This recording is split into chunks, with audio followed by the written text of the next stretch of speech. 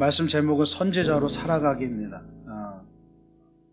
지금은 선지자가 없죠. 그러나 오늘 말씀을 통해서 좀 우리가 비록 선지자는 아니지만 정말 선지자로서 선지적으로 또 내가 정말 하나님의 말씀을 이 땅에 대언하는 그러한 부르심을 받은 자로서 이 땅에서 어떻게 살아가야 되는지를 함께 좀 나눠보고자 합니다. 그래서 선지자들의 삶을 좀 되돌아보면서 특히 이 미가야의 모습을 보면서 우리가 이 땅 가운데서 이 패역한 세대 가운데서 이 무너진 세대 가운데서 과연 어떻게 우뚝 설 수 있고 어떻게 이 믿음을 지켜야 할지를 좀 함께 생각해 보고자 합니다.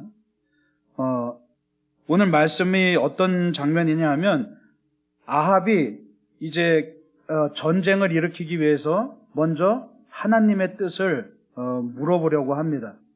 사실 이건 아합의 생각도 아니었고 여호사밧이 아합에게 건의해서 하나님의 뜻을 먼저 물어보자. 전쟁을 일으키기 전에 하나님이 정말 이 전쟁을 승리로 이끄실 건지 실패로 이끄실 건지 이것이 하나님의 뜻인지 아닌지를 좀 우리가 분별해보자. 이런 제안으로 아합이 선지자들을 모읍니다.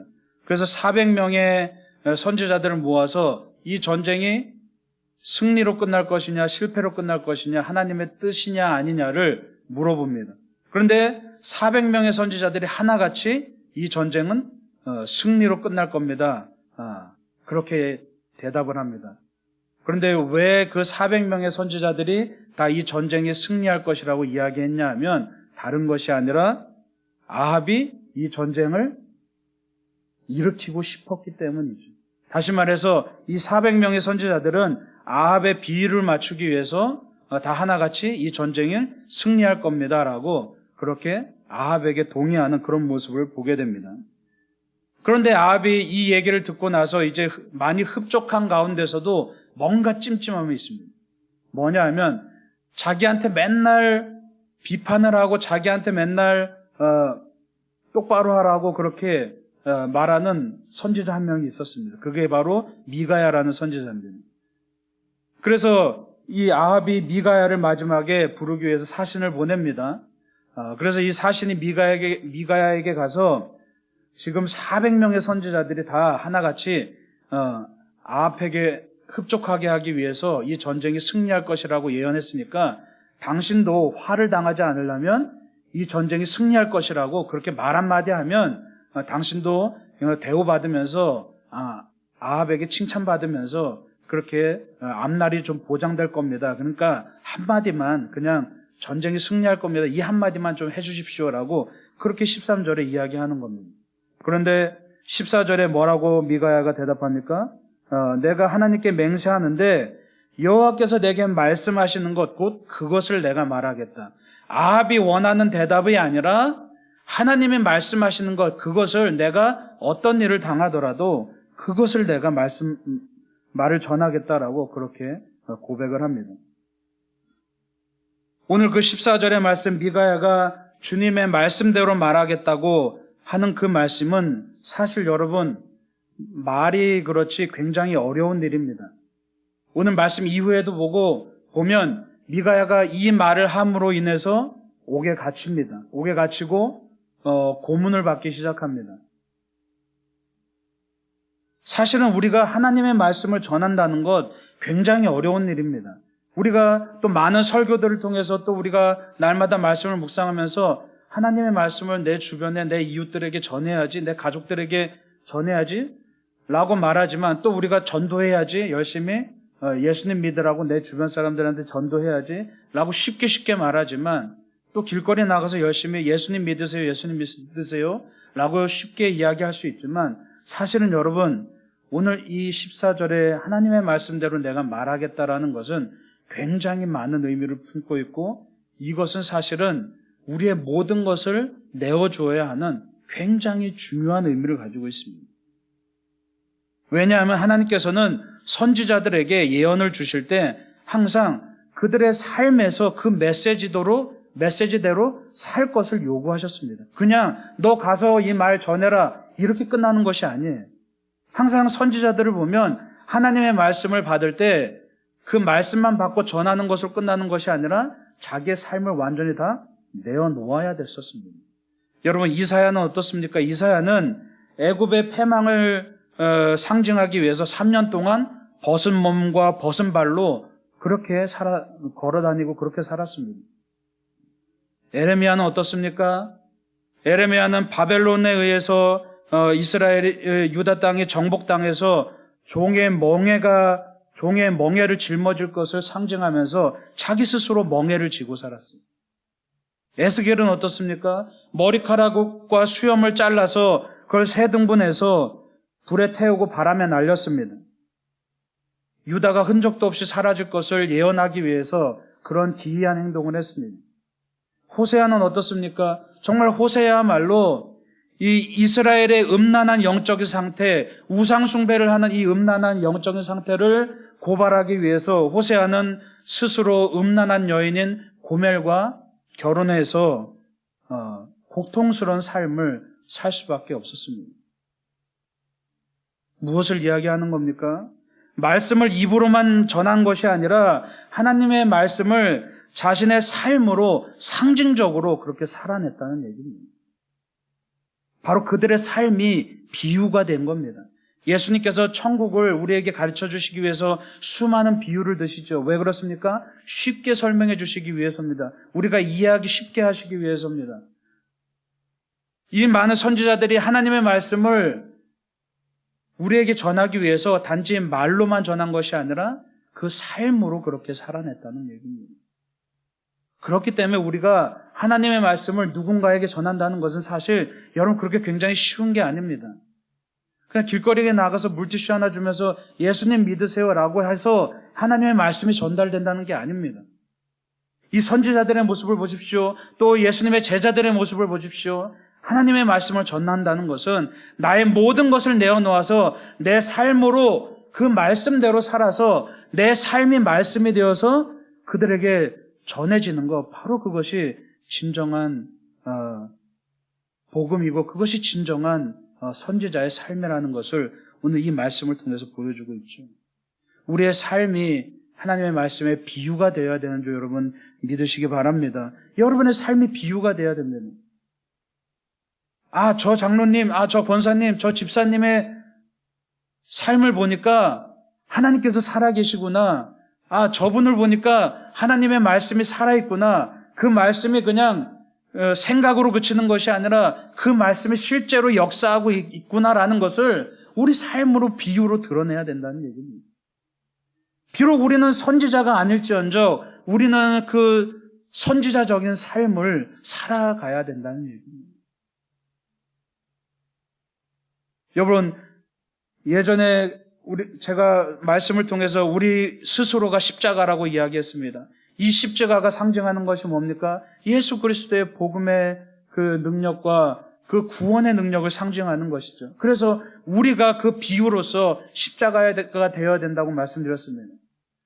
십자가는 바라보기만 하는 것이 아니라 그냥 내가 말로 십자가를 바라보십시오, 십자가의 길로 가십시오 해서 되는 것이 아니라 실제로 내가 십자가의 길을 걸어가고 말씀대로 살아갈 때 내 안에서 십자가가 드러나고 내가 빛과 소금의 역할이 되는 것이고 그래야 그 말씀이 살아서 움직이기 시작하시는 거죠. 하나님은 하나님 혼자서만 절대로 일하실 수 없는 분입니다. 하나님이 우리와 함께 일하시기 위해서 우리를 이 땅에 부르셨다는 겁니다. 여러분 한 사람 한 사람이 그냥 우연히 태어난 존재가 아니라는 겁니다. 여러분 한 사람 한 사람이 그냥 이 땅에 우연히 던져져서 이렇게 100년을 우연히 살다가 그냥 그렇게 가는 존재가 아니라는 겁니다. 여러분이 얼마나 존귀한 존재입니까? 하나님께서 특별한 목적이 있으셔서 특별한 메시지가 있어서 선지자를 보냈듯이 하나님의 특별한 목적이 있어서 여러분을 사용하시기 위해서 이 땅에 보내셨다는 겁니다. 여러분의 그 100년의 삶이 어마어마한 놀라운 그런 목적과 그런 부르심이 있다는 거죠. 우리가 그걸 찾아야 됩니다. 그래야 내 삶이 존귀해지는 겁니다. 이 땅에서 내가 얼마나 많이 가지느냐, 얼마나 많이 떵떵거리며 살아가느냐, 내 이름을 얼마나 많이 드러내느냐, 많은 사람들이 여러분을 기억할 수 있습니다. 우리는 죽어서 이름을 남긴다고요? 예, 이름을 남길 수 있습니다. 그런데 그게 도대체 무슨 의미가 있습니까? 그러나 여러분, 내가 이 땅을 살아가면서 내가 이 땅을 떠나고 나서도 나로 인해서 이 땅에 말씀의 열매가 남는다면 그거야말로 정말 의미 있는 삶이라는 것을 여러분 기억하시기 바랍니다. 예. 그래서 우리가 어떻게 선지자와 같이 살 수 있습니까? 먼저 미움을 이겨야 됩니다. 오늘 이 미가야의 모습을 보십시오. 400명의 선지자들은 아합의 눈치를 봤습니다. 그래서 그들은 하나님이 뭐라고 말씀하시는지 이것에 상관없이 아합의 눈에 들기 위해서 그냥 전쟁에 승리할 겁니다. 아합의 눈치를 보면서 미움받기 싫어서 다 하나같이 똑같은 대답을 하고 말죠. 여러분, 우리도 마찬가지입니다. 언제나 미움받기 싫어합니다. 내가 좋은 사람이라는 것을 인정받고 싶어 합니다. 여러분, 그런데 내가 미움받기 싫어한다는 것은 한편으로 말하면 사실은 엄밀히 말하자면 내가 비겁하다는 증거입니다. 내 스스로를 지키려고 하는 그 마음으로부터 비겁함이 생기기 시작합니다. 그래서 우리는 언제나 항상 중간에 서길 원하죠. 그렇죠? 튀지 않고 중간에 서서 남들 하는 대로 그 주류에 따라서 같이 따라다니길 원합니다. 그런데 여러분, 안타까운 것은 뭐냐면 수많은 우리 삶 가운데 수많은 죄악들은 이 비겁함에서 비롯된다는 겁니다. 그러니까 역설적으로 내가 착하게 살려다 보니까 오히려 내가 죄를 짓는 꼴이 돼버리는 거죠. 내가 사람들한테 미움받지 않으려다 보니까 오히려 주님께 미움을 받는 꼴이 되는 겁니다. 그렇다고 우리가 세상 사람들에게 도덕적으로 미움을 받아서는 안 되는 겁니다. 내가 세상 사람들이 도덕적으로 나를 미워한다고 해서 내가 하나님의 뜻에 합당하게 살아가고 있구나 이렇게 착각해서는 안 되는 거죠. 우리 도덕적으로 미움을 받으면 안 됩니다. 우리 도덕적으로 누구보다 정말 올곧게 올바르게 살아가야 됩니다. 그러나 영적으로 우리가 신앙적으로 미움을 받는다는 것은 뭘 얘기합니까? 많은 사람들이 따라가는 그 적당함의 한계를 뛰어넘으라는 얘기입니다. 사람들은 각자가 적당하게 살아가기 위해서 내 옆 사람도 그냥 적당하게 바라고 있죠. 그냥 서로가 선 넘지 않고, 그렇죠? 적당하게, 교회 안에서도 그냥 튀는 것 싫어하고 적당하게 체면 차리면서 적당하게 있다 가는 것, 우린 그것을 평안이라고 이야기하고 우린 그것을 은혜라고 이야기합니다. 그러나 때로는 여러분, 때로는 물론 항상이면 안 되겠지만 때로는 우리는 그 적당함이라는 장애물을 뛰어넘어야 될 줄 여러분 믿으시기 바랍니다. 때로는 뛰어넘어야 됩니다. 내가 품위 있게 체면 차리고 사람들과 적당한 화평을 누리면서 살아가는 거 굉장히 중요합니다. 이걸 부정하는 거 아닙니다. 그러나 때로는 하나님이 말씀하시면 그 말씀이 내 마음에 꽂히면 그 말씀이 나를 움직이기 시작하면 우리는 그 적당함이라는 장애물을 뛰어넘어야 된다는 겁니다. 여러분, 세상은 도전과 응전의 역사로 이루어졌다고 말합니다. 뭡니까? 누군가는 변화를 위해서 도전을 하고 누군가는 그 변화가 껄끄럽고 그 변화를 막기 위해서 응전하는 그런 역사로 이루어져 있습니다. 여러분, 차를 타고 고속으로 달려보십시오. 그리고 창문을 열고 손을 내밀어 보십시오. 바람이 엄청난 무게감으로 나를 짓누릅니다. 내가 빨리 달릴수록 그만큼 큰 저항을 만나게 됩니다. 여러분, 빠른 물살에 내가 들어가 보십시오. 그 빠른 물살이 거슬려 오르려면 엄청난 저항에 부딪힙니다.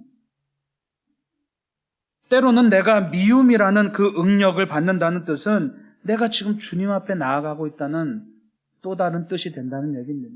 여러분, 그래서 여러분 삶 가운데 때로는 미움을 받더라고. 내가 복음으로 인해서, 내가 예수로 인해서 내가 미움을 받는다면 그것을 이겨나갈 그럴 은혜를 하나님 앞에 구하시길 바랍니다. 그리고 또 한 번 점검해 볼 것은 내 삶에 전혀 아무런 긴장감도 없다면 그 누구도 신앙으로 인해서 나를 미워하지 않는다면 또 한 번 우리가 점검해 봐야 됩니다. 내가 너무 적당하게 살아가는 건 아닌지, 내가 너무 적당한 신앙생활에 머물러 있는지는 아닌지 우리가 한 번쯤 생각해 봐야 된다는 거죠. 우리가 정말 선지자적인 삶을 살아가기 위해서 가장 먼저 세상의 세속에, 세상의 상식에 그 미움들을 이겨내는 여러분 되시기 간절히 축원합니다. 두 번째로 우리는 수치를 이겨야 됩니다. 우리가 선지자적으로 살아가기 위해서 우리 안에 있는 수치심들, 그 부끄러움들을 이겨내야 됩니다. 오늘 24절, 오늘 말씀의 22장 24절에 보면 미가야가 이 시드기야라는 이 거짓 선지자에게 뺨을 맞습니다. 여러분, 수치를 느낀다는 것은 내 개인적인 감정이죠. 왜 그렇습니까? 내가 수치를 느낀다는 것은 부끄러움을 느낀다는 겁니다. 그런데 여러분, 미가야를 보면 시드기야에게 뺨을 맞으면서도 꿈쩍하지 않습니다. 왜 그랬을까요? 어떻게 그럴 수 있을까요? 바로 미가야는 그것을 뺨 맞은 것을 수치로 여기지 않았다는 얘기입니다. 그래서 용감할 수 있었습니다. 그래서 하나님의 말씀을 그대로 전할 수 있었습니다. 그 말씀을 그대로 전하기까지 그는 미움받을 용기가 있었고, 그는 미움을 이겨낼 용기가 있었고, 그는 이 수치를, 부끄러움을 이겨낼 용기가 있었다는 얘기입니다. 사실 수치를 느낀다는 것은 내 자존심에 큰 상처가 나는 일이죠. 그래서 사람들이 마음으로 병드는 이유 중에 하나가 바로 수치심입니다. 특히나 우리나라 사람들은 정서적으로 수치심을 정말 많이 가지고 있습니다. 특히나 우리 충청도에서는 수치심을 많이 가지고 있습니다. 그래서 부끄러움을 굉장히 많이 타면서 살아가죠. 그래서 항상 뭔가 튀기를 싫어하고 뭔가 사람들의 주목받기 싫어하는 그런 마음들이 우리 안에 오랜 세월 동안 내재된 그 수치심으로 인해서 생겨나는 것들입니다. 바로 이 수치심이 바로 열등감을 만들어냅니다. 타인의 평가에 지나치게 의존하는 거죠. 그러니까 나를 바라보는 눈, 다른 사람들에 의해서 내가 결정되기 시작하는 겁니다. 그래서 우리는 다른 사람들의 생각과 다른 사람들이 나를 판단하는 것에 대해서 우리는 굉장히 예민하게 반응을 합니다. 그런데 여러분, 미가야는 어떻게 수치를 이겼습니까? 하나님께서 말씀하시는 것을 그대로 전하겠다고 말합니다. 즉, 타인의 평가에 의존하는 것이 아니라 누구의 평가에 의존했던 겁니까? 하나님의 평가에 의존했던 거예요. 우리가 하나님만 바라보고 하나님께 집중하고 하나님을 향해서 나아가면 타인의 평가와 타인의 생각과 타인이 뭐라 그러는 것에 대해서 우리는 흔들리지 않을 수 있는 겁니다. 그런데 자꾸만 우리가 시선을 흐트려서 하나님께 집중하지 못하고 자꾸 다른 것들을 자꾸만 바라보면서 자꾸만 내 생각과 내 시선이 흐트러지기 때문에 자꾸만 다른 사람들의 평가, 다른 사람들의 생각에 내 마음이 흐트러지기 시작하죠.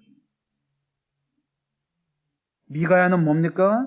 바로 너희들이 뭐라고 하든 상관없어. 너 아합, 네가 뭐라고 하든 상관없어. 너 400명들, 너희들이 뭐라고 하든 상관없어. 나는 하나님만 바라볼 거야. 왜? 나를 이끄시고 나를 살려주시고 나를 구원하신 분은 오직 하나님이기 때문에 너희들이 나를 고문하고 너희들이 나를 옥에 가둔다고 하더라도 너희들은 나에게 아무 영향력도 미치지 못해라고 그렇게 생각하고 수치심이 없었기 때문에 그는 하나님의 말씀을 그대로 전할 수 있었다는 겁니다. 여러분도 여러분 안에 그러한 영적인 자존감을 회복하시길 바랍니다. 세상 사람들이 그런다고 해서 흔들리는 것이 아니라 정말 하나님이 나를 어떻게 생각하고 있는지, 하나님이 나를 어떻게 바라보고 있는지, 내가 하나님 말씀에 비추어 봤을 때 과연 올바로 가고 있는지를 그것만을 바라보면서 세상 사람들이 때로는 나를 위협한다 할지라도, 나를 미워한다 할지라도 결국엔 나를 구원해 주시는 것은 하나님이시기에, 결국엔 나를 살려주시는 것은 하나님이시기에 하나님만을 기억하고 하나님만을 마주하는 여러분 되시기 간절히 축원합니다. 그래서 로마서 10장 11절에 이런 말씀이 있습니다. 성경에 이르되 누구든지 그를 믿는 자는 부끄러움을 당하지 아니하리라 라고 말씀하고 있습니다. 하나님 안에서 그 부끄러움을 이겨내시는 여러분 되시기 간절히 축원합니다. 세 번째로 우리가 선지자적으로 살아가기 위해서는 외로움을 이겨내야 됩니다. 여러분, 미가야는 지금 400명의 반대편 선지자들과 싸우고 있습니다. 여러분 홀로 남았다고 생각해 보십시오. 400명이란 어마어마한 사람들이 다 여러분 한 사람을 지금 욕하고 있습니다. 위협하고 있습니다. 얼마나 외롭겠습니까? 선지자들은 항상 외로웠습니다. 항상 홀로 나서서 홀로 수많은 사람들의 반대에 부딪혀서 그 말씀을 전했죠. 여러분, 엘리야도 보십시오. 450명의 바알 선지자들과 400명의 아세라 선지자들과 맞서 싸웠습니다. 누구와 같죠? 혼자서요. 에레미야도 하나냐라는 그 거짓 선지자들과 또 수많은 사람들의 반대에 부딪히면서도 수치를 당하면서도 혼자 외롭게 주님의 말씀을 전했습니다. 여러분, 외롭다는 것은 이 세상에서 가장 큰 고통입니다, 사실은. 자살하는 사람들 대부분이 왜 자살합니까? 다른 것이 아니라 바로 이 외로움 때문에 자살합니다. 사실은 우리가 미움을 당하는 것, 수치를 당하는 것과 외롭다고 느끼는 것은 일맥상통합니다. 그래서 미움을 극복하고 수치를 극복하지 않으면 이 외로움을 절대 극복할 수가 없습니다. 하나님 한 분으로 만족할 수 없다면 여러분, 이 외로운 길을 갈 수가 없습니다. 우리가 날마다 십자가의 길로 가라고 하는데 이 길은 어떤 길입니까? 이 길이 어디서 시작됩니까? 좁은 문을 들어가야지 시작할 수 있습니다. 여러분, 왜 좁은 문입니까? 혼자 외롭게 걸어가야 되기 때문에 좁은 문입니다. 엘리야가 광야로 들어가서 혼자 남았을 때, 홀로 외로이 있었을 때 비로소 그가 하나님을 대면하기 시작합니다. 무슨 얘기입니까? 내가 여럿이서 함께 많은 사람들이 가는 그 길을 같이 간다면 당장 지금은 행복하고 기쁩니다. 즐겁습니다. 뭔가 뿌듯함도 느낍니다. 내가 올바르게 가고 있다고 착각할 수 있습니다. 그러나 중요한 것은 뭡니까? 내가 그대로 가면 중요한 것은 하나님을 만나지 못한다는 얘기입니다.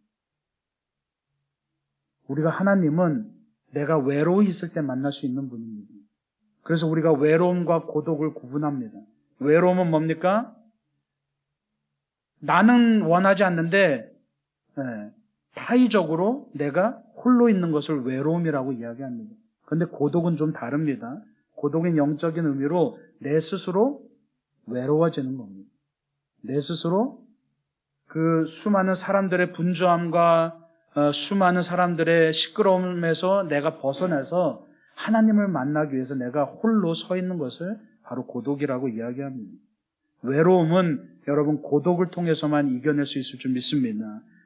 내가 홀로 서 있어야 됩니다. 여러분, 교회라는 곳이 어떤 곳입니까? 두세 사람이 모인 곳에 주님께서 함께 하시겠다고 말씀하셨습니다. 그런데 중요한 것은 여러분, 그거보다 더 먼저 두세 사람이 모인 곳에 함께 하시는데 그보다 더 먼저 내가 먼저 홀로 하나님 앞에 하나님을 대면해야만 우리가 두세 사람이 모여서 함께 성령님의 능력을 체험할 수 있다는 얘기입니다.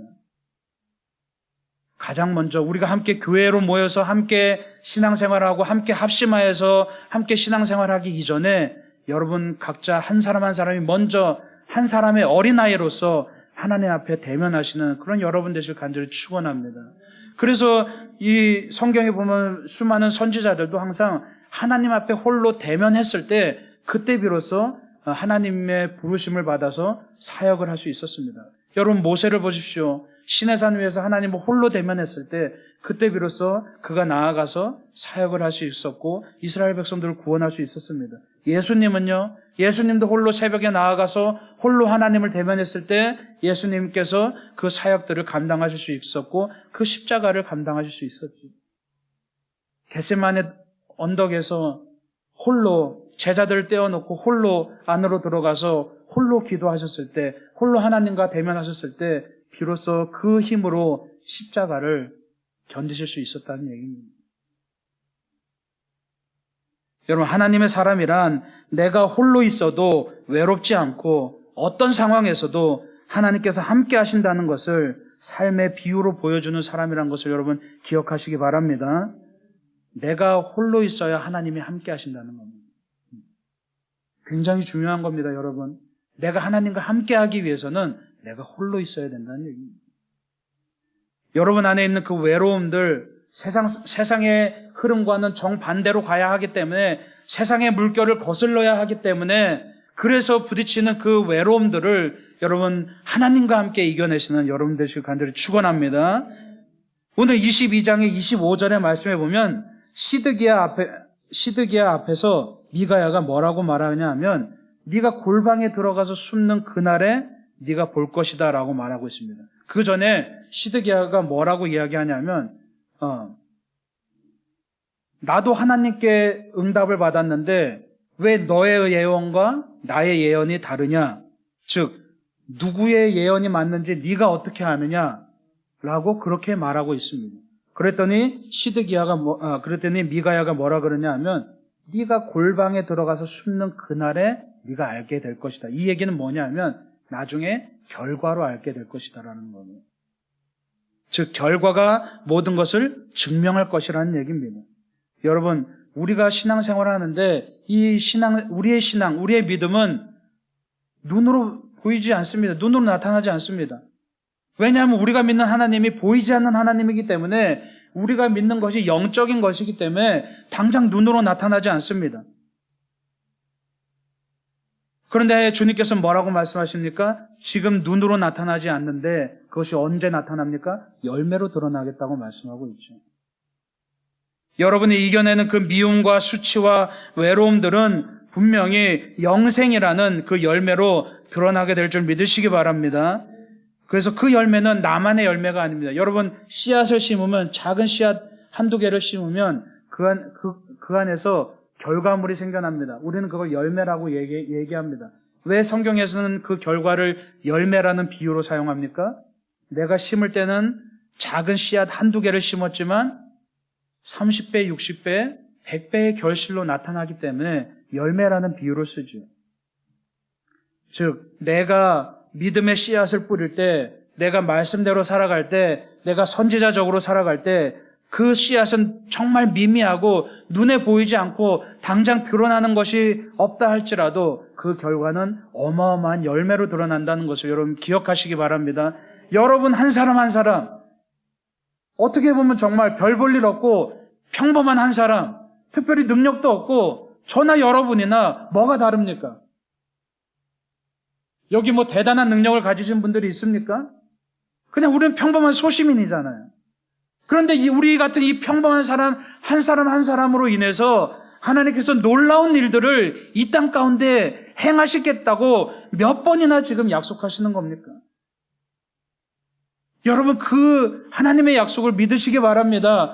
나 한 사람, 정말 말도 안 되는 것 같죠? 나 한 사람, 별 볼 일 없는 나 한 사람으로 인해서 세상이 변화된다는 게 정말 불가능할 것 같고 터무니없는 것 같고 말도 안 되는 것 같은데 실제로 성경에 보면 실제로 별 볼 일 없는 그 한 사람으로 인해서 세상이 변화된 것을 우리는 보게 됩니다. 그것을 내가 믿느냐 안 믿느냐에 따라서 여러분의 삶이 달라진다는 얘기죠. 지금은 양과 염소가 구분이 안 되는 시대입니다. 그러나 결국에는 완전히 드러나게 됩니다. 무작정 죽어서 천국에 가겠지 않은 그런 생각을 버리고 지금 나는 과연 어떤 열매를 만들어가고 있는지, 당장 눈에 보이진 않지만 내 삶을 통해 어떤 열매를 만들어가고 있는지를 여러분 한번 점검해 봤으면 좋겠습니다. 그리고 하나님의 말씀이 내 삶에서 어떻게 실현되고 있는지를 우리가 좀 되돌아봤으면 좋겠습니다.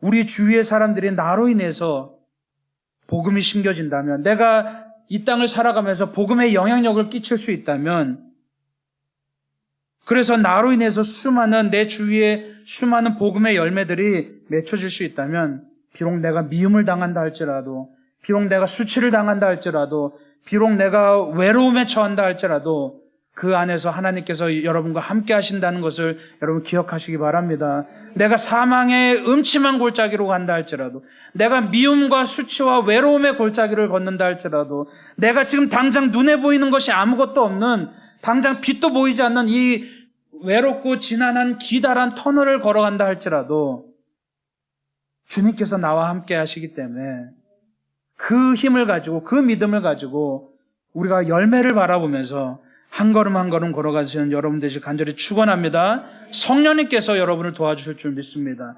성령님께서 여러분을 붙들어 주시고, 외롭다 할지라도, 미움을 당한다 할지라도, 수치를 당한다 할지라도 주님만 바라보게 되면 우리는 그것을 능히 이길 수 있다는 얘기죠.